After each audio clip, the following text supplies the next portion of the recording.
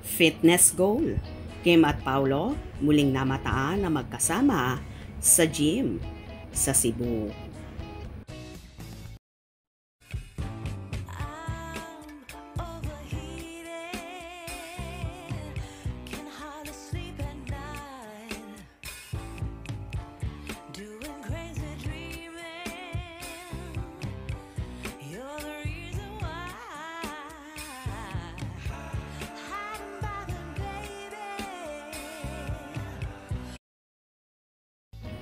Kahit saan man magpunta, ang mga bida ng series na The Alibay na sina Kim Chiu at Paulo Avellino ay hindi mawawala ang fitness goal nila na makapag-gym. Kung hindi sila makakapag-jogging ay sa gym ang bagsak nila. At kahit nga saan pang lugar yan, gagawa talaga ng paraan ang Kim Pao na makapag-exercise. At syempre, sabay sila sa workout routine na yon.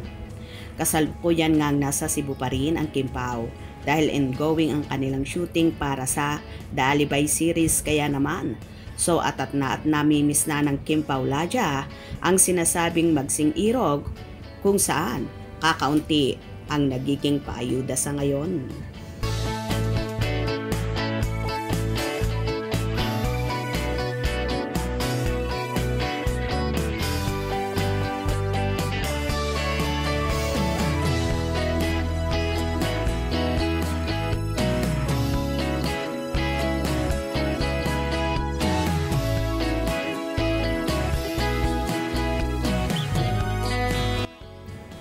Narito naman ang ilang hanash ng kafanihan.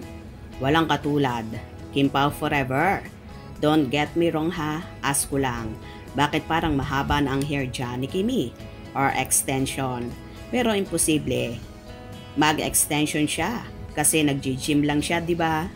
Hindi siya yung naka-black si Kimi, naka-green. Yung maikli ang buhok. Yan, kahit saan, always, beside me yan. Naku Pao, kahit magmask ka, makikilala ka pa rin nila, namin. Since linlang days pa ako nakasubaybay kay Paulo, kahit nakatalikod siya, kilala ko pa rin siya. Sa Cebu po yan ma'am? Yes po, sa Cebu yan. Wow na wow ang morning.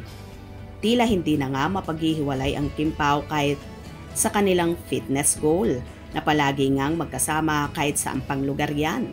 Kaya naman so happy ng kanilang mga supporters.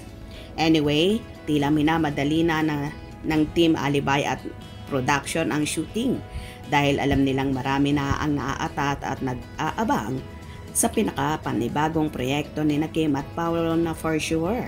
Kakaiba na naman ang tema ng sering ito na pag-uusapan naman ng madlang people.